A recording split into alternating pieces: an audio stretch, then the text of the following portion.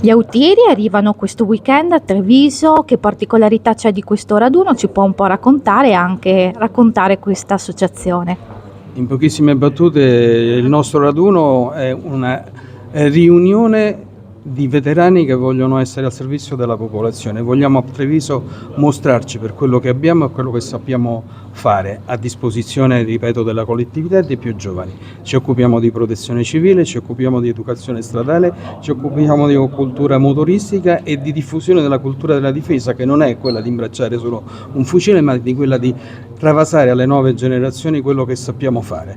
Avremo un villaggio autieri dove tutti questi aspetti, compreso, e vi prego di considerarlo, quello che è la partecipazione oggi della donna nella Forza Armata e nella nostra associazione e in quelle branche che ho appena finito di dire.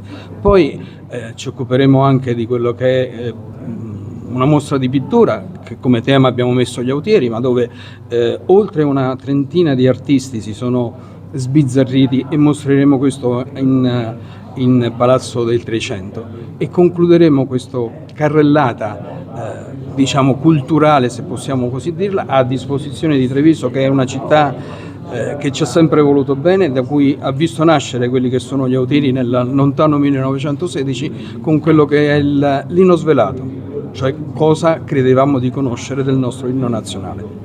Appunto, Treviso, Veneto, la patria degli autieri, un appello alla cittadinanza per essere al vostro fianco sabato e domenica. Non posso fare nessun appello perché sono sempre al nostro fianco, vediamoci questo weekend.